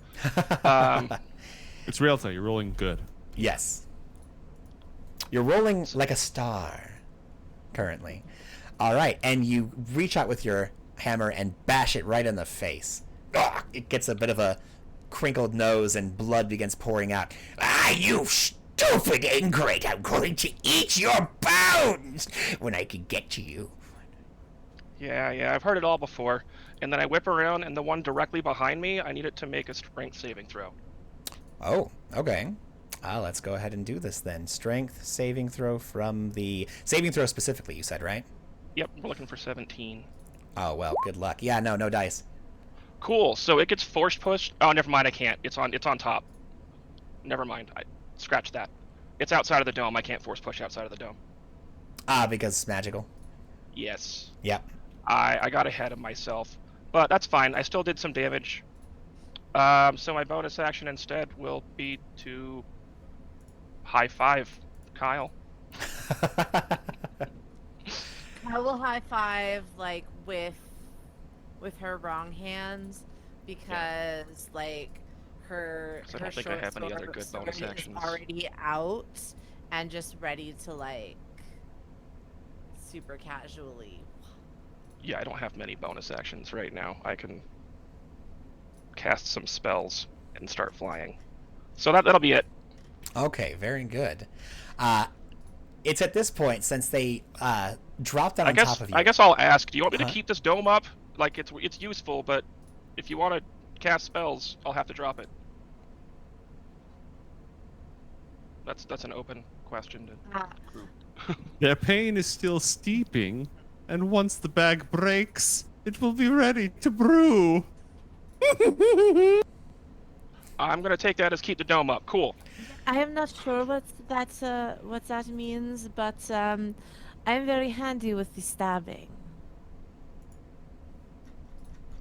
And you can see that the two that are in the back, next to both Drake and Camellia, one of them restrained, the other not, are... Well, actually, mate, the golem has hit points, right? And armor class and all that? Yes, it does. Oh, yeah. Okay, so the two of You them... can absolutely kick the crap out of Yarny. They are kicking the crap out of Yarny, my dude. Okay, so... You'll make me cry. Yarny's armor class is 16, and Yarny has, because I mega moded him, 46 hit points. All right, well, let's go ahead and I'm going to drop those hit points right here, just so that way we've got it. You can go ahead and let me know. I'm just going to go ahead and just, so that way everyone can see it, I'm going to just call this Yarny. So, for all... I'll set up a token and stuff next time. Yeah, no, totally. Stuff. No, it'll be great. Now, this is going to be wonderful because people are going to see it for exactly 2 seconds until it dies. Because there's a lot of Redcaps out there. My apologies. Hopefully I don't get too much flack from chat for killing the new mascot for our game. So, there's a total of 6 wicked sickles that are descending upon this creature made of yarn, which sickles are very good at slashing and cutting. However, Yeah, the I first... have piercing resistance. I don't have slashing resistance. Unfortunate, my dude. Now, here's the thing. The first 3, it's restrained, so disadvantage. So, sickle the first. 10. What? By the way, armor class was 16, you said? 16. None of them hit. So 1, 2, and a third whiff. You have 2 creatures trying to push it off with that natural 1. I'm going to go ahead and have you get another attempt to push it off, Yarny. Please go ahead and roll a athletics check for me. The advantage because of Mr. Yep. Mr. Person. Was that a natural 20? How's a natural 20 work? Well, then there you go. On the third strike, as it's swinging, it's all caught up and it's trying to get it. And as it does the last swing, Yarny just trips. It had one of its limbs right below the boot. And when it kind of leaned back to try to get a good swipe on itself, it yanks the thing out from under it. And it goes sailing off into the water, dropping right in. Did you know they wear iron boots? Oh no! Hey, fools, come get me! As it begins sinking down into the waters below. Seems like a foolish choice. Oh, and Yarny goes too. It's okay. Yarny doesn't need to breathe air. Does the splash of the water start putting some of the fire out? No, not nearly enough of a splash, unfortunately. And the other one is going to be with you in a moment. And it begins just stomping with its boots down on top of the barrier, and it realizes very quickly, after stomping when it initially arrived and now continuing to do so now, hey, this thing's immune. This is not cracking or damaging at all. No, the others a chorus. Ah, no. How do we get them? Ah, they're on a boat. They're on a boat. Sink the boat. And the other three crawl down and around, trying to hold on to the bits of this boat that are allowing them to get purchase, and they just begin taking their sickles and slashing into the side of the boat, digging their scythes in deep. And at this point, I didn't prepare a whole lot of hit points for a boat, so what I'm going to say is that considering it's on fire, and there are now 4 Redcaps that are attempting to destroy it, you are basically going to have a turn counter. I'm going to go ahead and I'm going to start the turn counter at 10, and I am now going to roll a 1d4 here. And between the Redcaps, it has now lowered the turn counter from 10 to 7, and I'm going to be doing there is 3 motes of fire. I can't roll a 1d3, but I can roll as a 1d6 and divide it by 2. Okay, between the assault from the Redcaps and the spreading fire, you have realized this boat is, if a boat could be bloodied, this boat is bloodied. It is not sinking, but it is taking on water, and you can hear it as it groans below as they're just slashing into the side of the hull with a lot, just a flurry of attacks. And Kyle, it is now your turn, as you can see these things just holding on to the edge of the boat, just with their wicked scythes just slashing into it as the fire is spreading slowly but surely. This is a terrible way to treat these boats, especially since Monsieur did not end up getting paid. We should probably prevent it from sinking. Yes, please. Oh my gosh, this is the only one I have. Still very kind of casual about the whole thing, considering everything that's going on. Kyle almost just like leans forward with her like wickedly pointed short sword, and is just going to like just directly at the center of mass of the nearest Redcap. So probably one of the 2 at the front of the boat, because she's not going to want to risk one of her allies being in the way. And what is it that you're doing? She's really just going to attack with her short sword. Oh, okay, perfect. Super casual and easy. I'm gonna assume a 27 hit. Yeah, and just to clarify, there's 2 injured ones this way. This one's not quite been bloodied. This one is in dire straits. Both of them just slashing into the, I don't think you can see that. Injured, very injured. Okay, she's gonna definitely go for the one that like looks like it is most likely to expire. Okay. At this point, unless you are able to like kind of push past Chi, unless you have reach, you wouldn't be able to hit it. But if you want to leave the barrier temporarily, you can move up to this point of the boat and make your attack.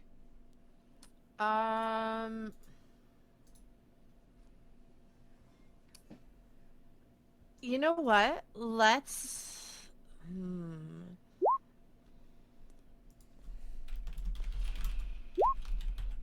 From where I am right now, can I reach the other one though? Just right here, since I'm on a corner with him. Oh, for sure, absolutely. Yeah. We'll just do that one then. Okay. And let's stay inside the barrier for as long as it's up. Well, that absolutely strikes true, and you just very deftly kind of lean forward and doing one of your lunges, just move the blade forward and angle your wrist down and just catching it on the shoulder, digging your blade in and pulling away, almost destroying the arm as you take out the short sword. And it is now in the same dire straits as its friend. Looks over. We gotta get the heck out of here. These are awful people. Yeah, but let's build the boat first. Yeah, let's break the boat first. You will not be breaking the boat on our watch. Oh, we're doing a pretty good job, lady. Look at this thing. Yes, but first we will break you. God, Go for it. You're stuck inside. No, she hit you. I know. Keep up a good front. They're gonna know. Kyle just gives like a really casual little salute with her sword. That'll be her turn though. Alrighty. And as we head to the bottom of the rounds, there is the spreading of fire as each one of these flames. They're not able to get too much more purchased down, but to the sides they begin spreading ever so slightly, and so the fire is just kind of spreading and expanding where it can, beginning to reach and lick at more parts of the boat. It's not doing any more damage at this point until it gets to the end of the turn, since it did its turn already, but you can see that unless it's taken care of, it is going to continue spreading. And Chi, as you are about to finish off the creatures before you, all of you hear the approaching footfalls of something large and something powerful just rushing at you from the lower area of the fog back on the land. And you are able to just catch it for a moment as this enormous predator, probably about 20 feet in length and about 15 feet high, looking almost like some horrible hybrid between a crocodile and a toad or a frog with gills on it, just is running through the jungle and then jumps 5, 10, 15, 20, 40 feet, splashing into the water, and keeps swimming along through, making its way towards your group. And it keeps going. Moving up to the edge of the boat, it reaches out one of its long, clawed, just almost alien-looking appendage that it uses to move through the water and through the underbrush. And it strikes out at the Redcap, just barely missing it. You can see this thing pulls its hat in at the last moment. It's literal Redcap as it swipes, barely missing this small little creature. And yeah, that was correct. And not quite pouncing it. However, it then opens its enormous maw and does bite down upon the Redcap, which now has to make a Constitution saving throw. Give me just a moment here. That should not have been with disadvantage. We'll take the first one. So it does save against the poison damage, taking half instead. However, you can see that this Redcap is now grappled within the mouth of this creature as it begins shaking it, doing a bit of a death roll in the water as it's just trying to tear into this thing. And you can see with just that one attack, this creature that has been assaulting you is more than bloodied as it is being dragged down into the water, to where you can no longer see the predator that was stalking you or the unfortunate creature that it just grabbed and drug underneath the waves.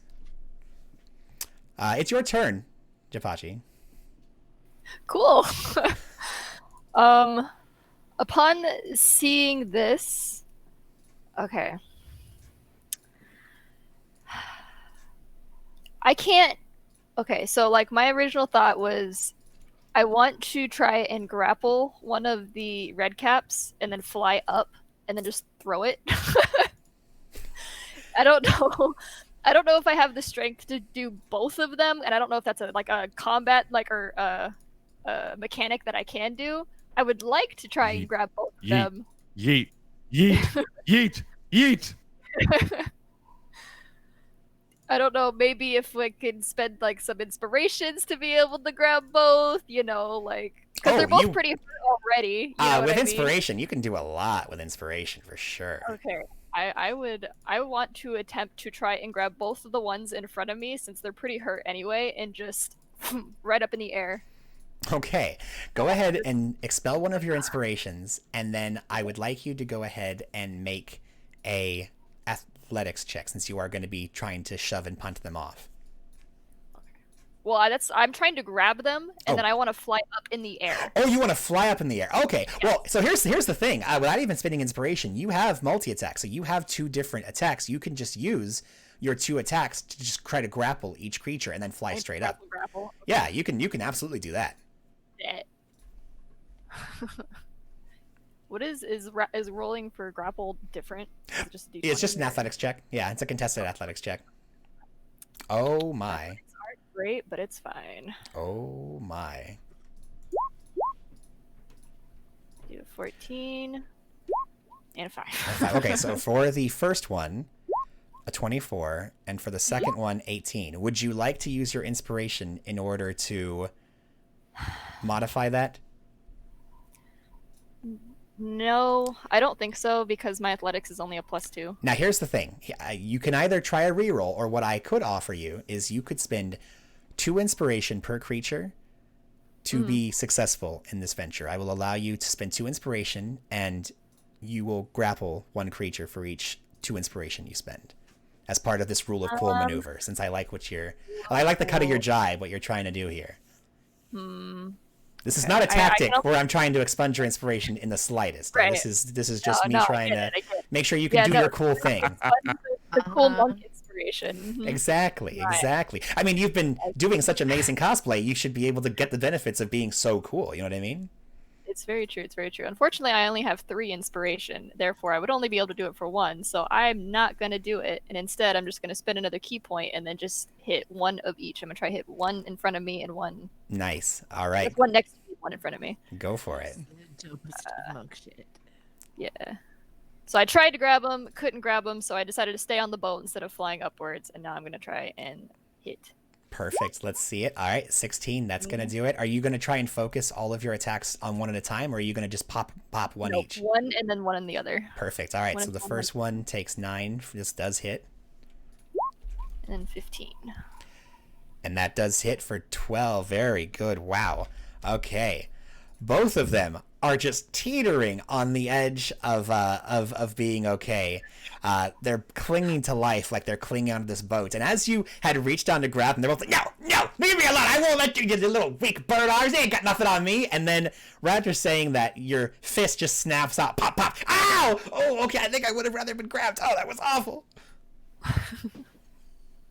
And I think that's it. Yeah. Perfect. Alrighty. Next up, we have Camellia with Drake on deck.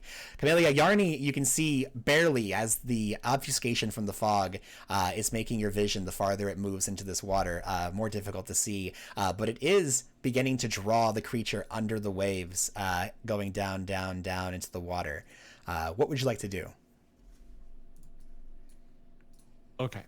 Going down, down. So It's about time for us to take our. It's about time for us to take our break. So I'd like to drop some inspiration on something I've been thinking about pulling. Okay. If you'll allow it. Ooh, and if you'll I'm allow going it to from cast- TBG. I am going to use a level 5 spell slot to cast telekinesis. Ooh. Now, Okay. telekinesis can only affect an object up to 1,000 pounds. Okay. I don't know if the boat is over or under 1,000 pounds, and I imagine that there's a lot of people on the boat, which exceeds Correct. 1,000 pounds. That would be correct. So I would like to spend inspiration to telekinetically lift the boat 30 feet into the air. That's it? Just lifting it Yes. 30 feet up? Yep, I want to lift the whole boat 30 feet into the air. Originally, I was going to dunk the boat with telekinesis to put out the fires. But instead, I would like to leave this fish monster to deal with everybody else and just lift the boat 30 feet into the air so that we can attempt to save the ship. I see what you're saying. Okay. Yes. It's a 5th level spell. It's an inspiration. I will say yes. For 1 inspiration, I will allow you to exceed the weight maximum requested by the spell temporarily, at least for this casting. And yes, for the next 10 minutes, you'll be able to lift this thing 30 feet in the air. Now, be aware that it's going to allow, even though it is still dampened and wet, there is a lot of fire, so there's more boat to be, set upon unless you drop Exposed, the fire. yes. Exactly. I trust my compatriots to repel the borders and save this vessel. and feed the froggy creature below. And mate, what does it look like as you ascend this boat 30 feet up into the air? I trace out a rune. With one hand, I dip it into a cup of tea, and I trace it into a rune into the air. Then I reach down and I touch the deck, and my eyes roll into the back of my head, and my drowned, bedraggled hair begins to float directly upwards. And I just straining, blood vessels popping, the whole works as the boat creaks and rises. And you realize as you are praying to, maybe not praying, as you are drawing your power, you draw your power from the deepest of waters. And as this is a river, it gets pretty deep, but it's not like deep water. However, your patron hears your call, and the hand of Dricklaw just temporarily reaches up and gives that oomph you need to push up the boat as the the Titan of Deep Water helps. Just initially, you lift the boat, drawing it away from the water, and you're able to take your spell and just keep it afloat. And you are hovering 30 feet up into the air. The Redcaps. Wow! Hey, what's going on here? They got a flying boat now. What's going on? Oh my god! Hey, there's more deck. And I'd also like to use my bonus action. Yes. I step out of the defensive zone directly next to these two Redcaps. Okay. And I activate my witch's shriek. Oh my gosh. Each large or smaller creature I choose within 5 feet of me is pushed 5 feet away. There's no save on it, is there? Nope. Well, so here's the thing. Here's the thing. They're holding on to something, but it says it pushes them away. Okay, so here's the thing. I'm inclined to say that if somebody was like holding on or was chained to something, it wouldn't literally rip them away from their bonds to do this, because it just says it's push. So here's what I'm going to say, mate. It doesn't require a save. It just pushes them away, but they are holding on to a rather large vessel. So I don't think it's because if they were chained to the boat, then what would you do? Would it tear away the chains? Would it tear them away from the chains? I think we're getting into territory where this. It depends on how long the chain is. It depends on how long the chain is. True that. But my thought is, because it doesn't get into specifics as to how exactly this works, because it's not, it's third party material. My thought here is this: it doesn't specify, so I'm going to go ahead and have them make a save against your DC, only because they're holding on to something. They're actually like grabbing totally onto fair. the boat. Strength save? Yes. However, because they're not like anchored to something, they're just holding on to something, I am going to give them disadvantage on this. So here comes they're going to be making athletics disadvantage against your save, and does a 14 or a 9 hit your spell save DC? I do not think so. So nope. Even with intervention from the DM, unfortunately the Redcaps are pushed off and drop and fall into the water. I'm going to give each of them a reflex save to try and not hit the water with such force that it would damage or hurt them. So this is going to be for the one on the left.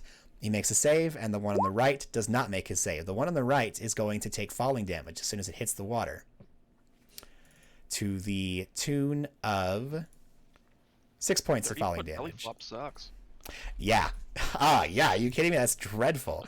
However, the really injured Redcap is able to drops his scythe and actually spins into a very nice dive and just drops into the water, barely making a splash. The other one, however, slams right into the wave and just sinks down into the river. Ow! And there are only 2 Redcaps that are remaining, not currently either dunked into the water or hidden away from you. Camellia, would that be it for your turn? That'll be it for my turn. And next we have Drake, who wow, I have flying boat, first of all. Really cool. Second of all, what the heck are we doing? And he is trying to figure out at this point what he can do to save his boat. He looks around, he grabs a bucket, realizes there's no water on here because he's not next to the river anymore. And he just grabs a large blanket and just starts trying to put out the fire next to him. I'm going to go ahead and have him roll a... let's go ahead and say a dexterity check as he attempts to... Yeah, he's trying to put this thing out. He's spending his action, so... You know what? Yeah, he's spending his action. Let's just go ahead and say that he spends the time to take out this fire here in the back.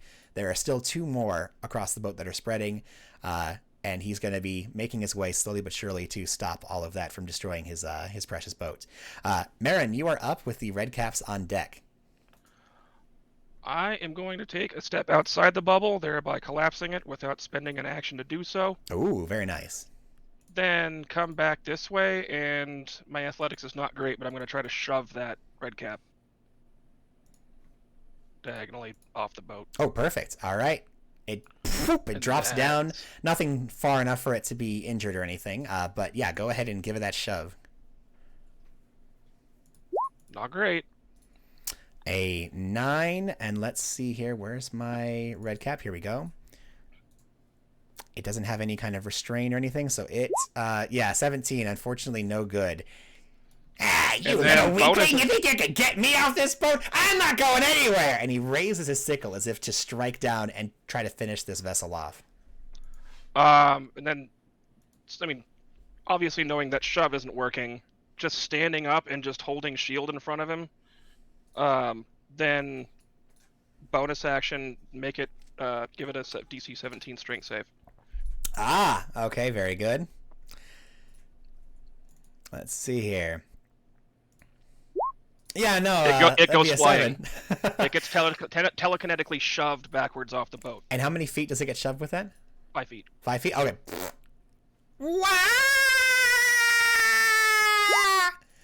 And bloop, swan dive. And at this point, there is only one Redcap that is clinging to the edge of the boat at this point. Marin, did you want to do anything else with your turn? That was action and bonus. Excellent. Alrighty.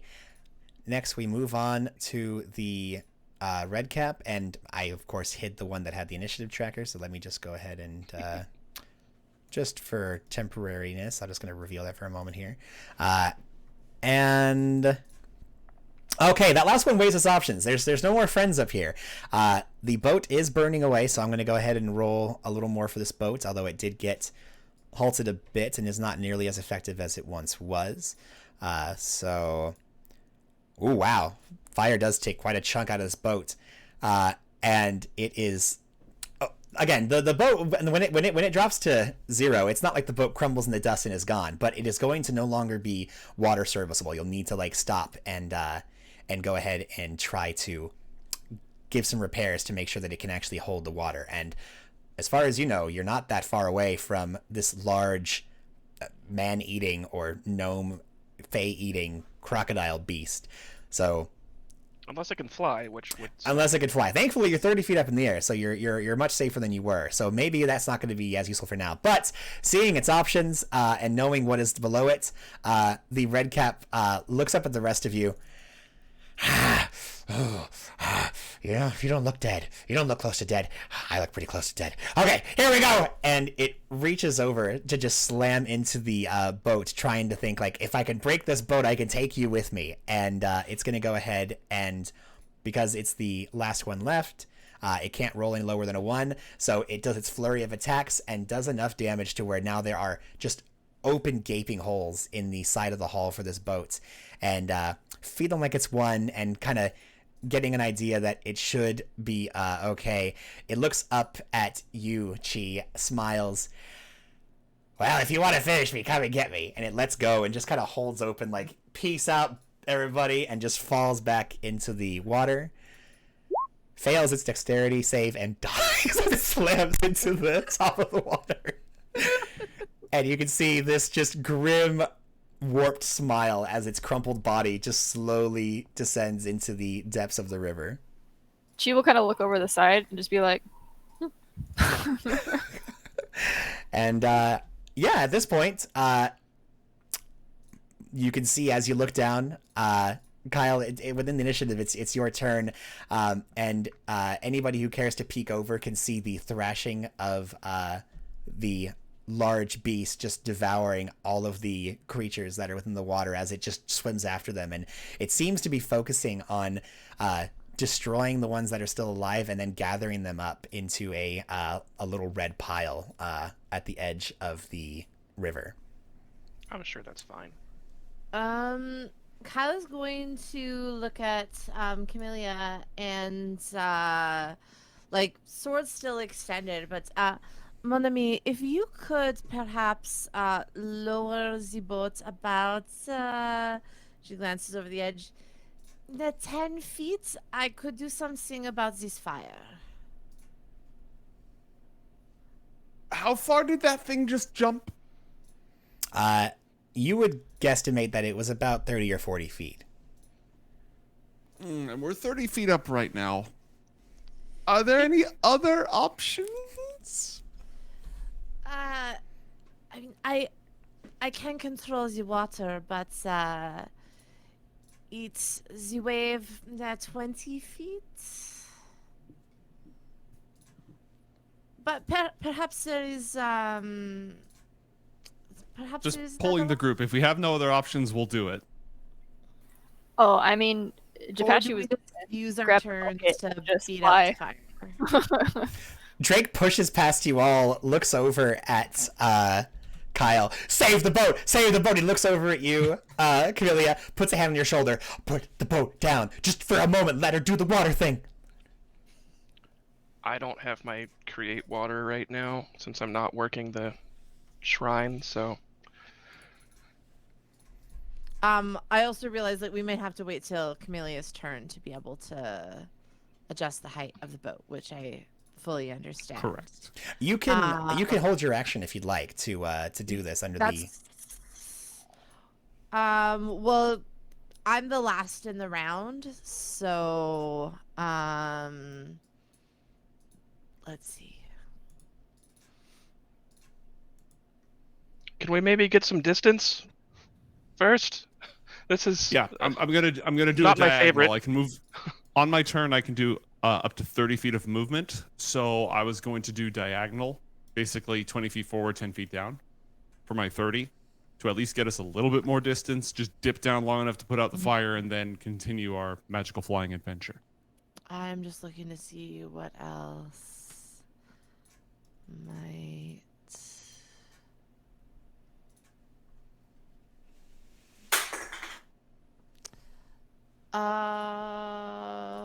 Okay, let's.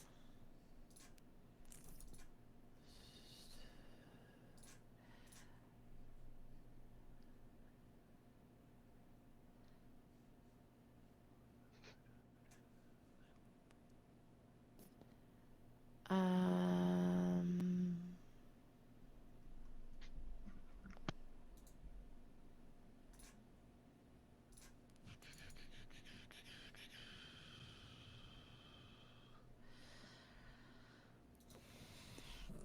Yeah, I guess there's nothing I can really that Kyle can really do on this round. She'll just move could- forward and try to beat out some of the flames physically. Mechanically, you could ready an action to cast the spell as soon as we drop 10 feet. How does that work with the fact that it's going to be into the next round of combat, though? It's not it just delaying your uses turn. reaction when the trigger comes up. Okay. Yeah. Technically, 5e doesn't even have a delay action unless it's house ruled, which is Matt's call. But if you ready an action, it'll still work. Yeah.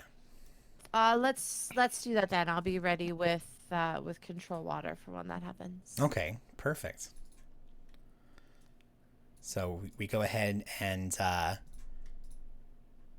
after you ready, you start channeling the energy that you need in order to be able to bend water to your will.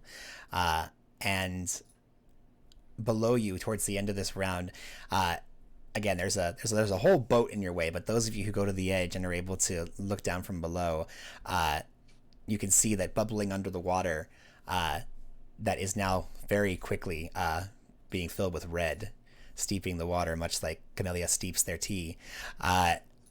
There is this rush of bubbles as the beast that has been harrying you, almost as if it was akin to like a shark, propels itself, jumping out of the water, kind of bringing its body in as it kicked at the top in order to gain some ground, and it just goes straight up towards your boat 20 feet in the air, and it holds out with its giant claw and just scrapes at the bottom of the boat, digging in, and just rips a chunk of the bottom of the boat away as it tried to grab hold and was not able to get purchase, and it flops back into the water.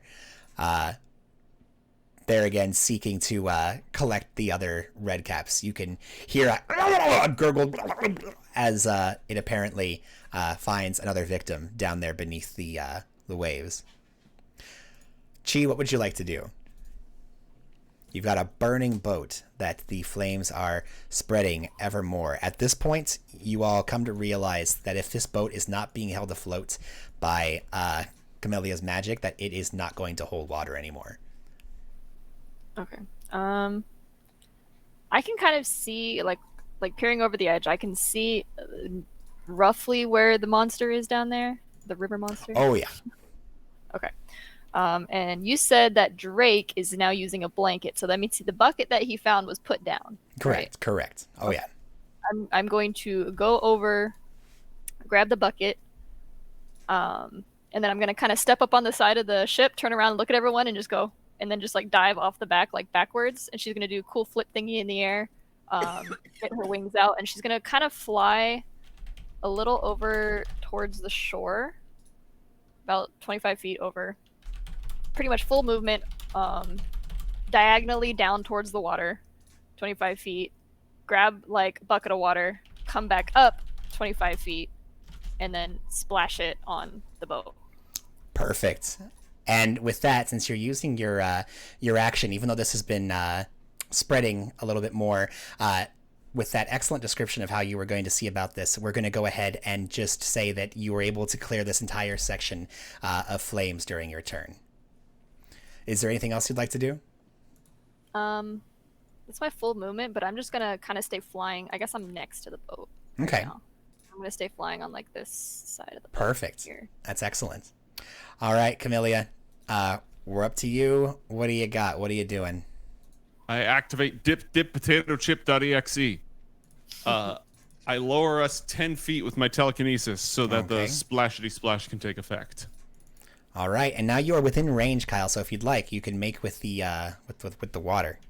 Yes. So Kyla is going to make this kind of sweeping motion with the tip of her sword, like kind of tracing the shape of a wave in the air, and a wave under her control rises up out of the water and just kind of like splashes fairly gently against one side of the boat and then the other, just enough to make sure that the water licks over anywhere where there are still flames. Perfect. I'm going to go ahead and say that absolutely with that, you put out any remainder of fire that is spreading across the boats. And additionally, any vessel that can hold water, such as the buckets or bowls, any cups, you can see that Drake moves about and starts collecting as much of the water as possible in case any further fires present themselves. If I notice him doing that while I'm still mid-motion, can I kind of make sure that the water sort of travels across anywhere where there is a vessel that can catch it? Absolutely. And as he begins to just take buckets and dump it inside of your watery waves that are moving through the air, you are able to just deposit this somewhat, briny's not the word, but this swampy river water across all of the different cups, vessels, and buckets that are within this within the boat. All right. And then instead of try moving, to keep us from getting too wet, like as much as I can, though, because it's not the kind of water that would be refreshingly sprayed in your hands. No, absolutely not. Now this is like puddle water. This is not the kind of water you want to, get on you. Also consider it's probably bloody as well. Yeah, I mean, depending on where you pulled it from, absolutely. There's a little more than just normal iron in that water at the moment. unusually high iron content. What were you saying, Camellia? Well, I have another 20 feet of movement. Mm-hmm. So you're gonna go forward, taking everyone. No, I'm gonna go 20 feet straight up. Oh, just okay. There you go. Total 40 feet of altitude, please. Alrighty, very good. And at this point, as we're making our way through, Meron, you also have one more turn before the bad things go. What would you like to do? We have no more fire to deal with. The only thing I can see is Frogodile.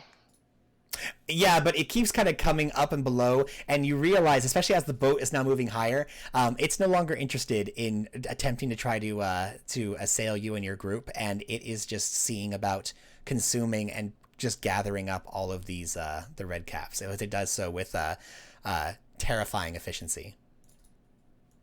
Then I think Marin will find the nearest largest gash that is manageable by mending and start working on that.